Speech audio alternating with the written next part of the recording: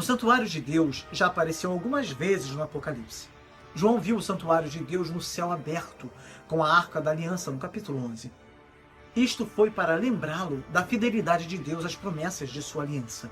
Mas agora, após os louvores dos santos, o santuário visto por João mostra que a fidelidade de Deus também exige o julgamento do mal. O santuário do tabernáculo do testemunho mistura duas referências históricas. A tenda do testemunho, que era a tenda transportada no deserto, e o templo que mais tarde foi construído em Jerusalém, o Templo de Salomão. Interessante notar que a tenda do testemunho se tornou modelo para o templo, quando este foi construído em Jerusalém. E o templo, por sua vez, foi usado como modelo para a habitação de Deus no céu. Ambas as referências são indicativas da presença de Deus com o seu povo ou do lugar da habitação de Deus. Aqui, no momento em que o juízo final vai ocorrer, este simbolismo adquire um significado todo especial. Os terríveis juízos que ocorrerão como consequência do derramamento das 7 taças procedem diretamente da vontade e soberania de Deus.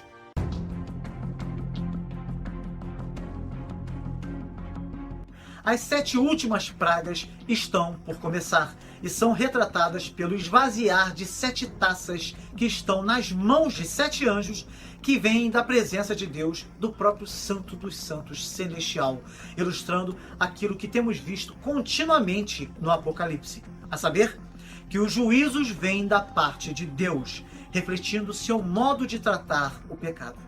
Isso subentende que o homem é responsável diante de Deus, tendo de pagar pelas consequências dos seus pecados, ao mesmo tempo que o juízo é divino e, portanto, justo.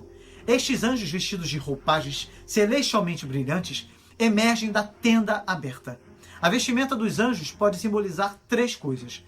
A roupa do sumo sacerdote, o qual era o principal representante de Deus perante os homens, visto que estes anjos vêm ao mundo como representantes da ira vingadora de Deus.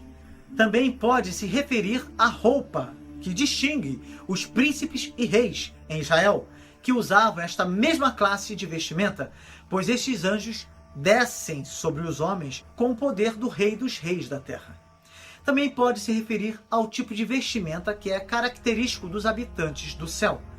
O homem jovem que estava na tumba de Jesus no dia da Páscoa estava vestido com uma longa túnica branca. Verifique só em Marcos 16, versículo 5 e em Mateus 28, versículo 3. Os anjos são habitantes do céu que vêm à terra para executar os decretos de Deus.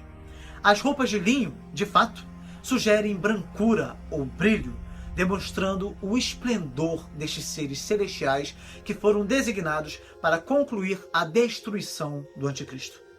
Deus estava para derramar agora as suas 7 últimas pragas para esse fim.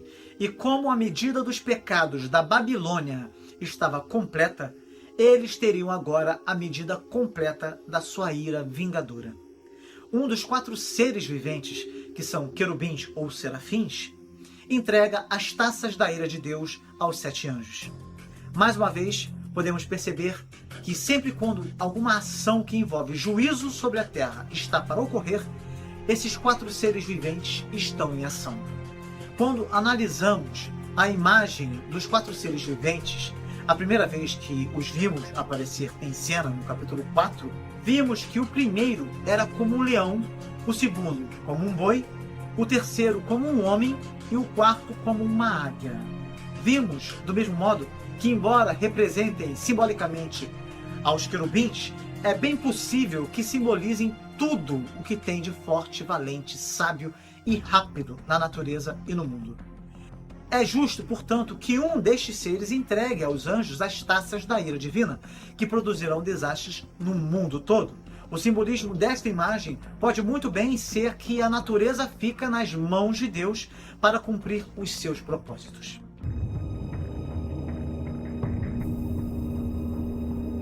Que a glória de Deus seja representada por uma nuvem de fumaça é uma imagem frequente no Antigo Testamento. Na visão que Isaías teve da santidade divina, todo o templo se encheu com a fumaça da glória. Também aparece no Antigo Testamento a ideia de que ninguém pode ficar de pé diante dele.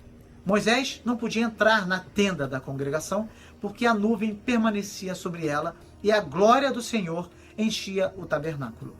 Da mesma forma, os sacerdotes não conseguiam entrar no templo de Salomão quando este foi dedicado, porque a glória da presença divina enchia o santuário.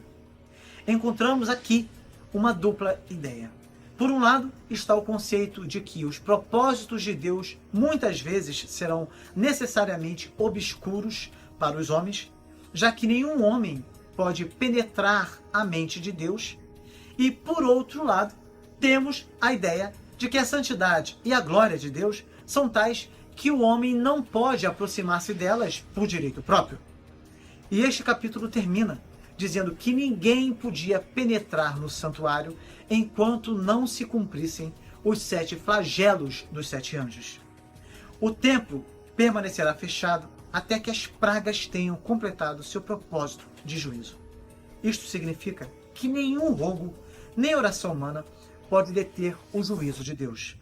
A justiça de Deus é vingar as injustiças dos homens, e não há nada que se possa fazer para deter esse inexorável juízo ou para desviá-lo até que se tenha completado seu propósito.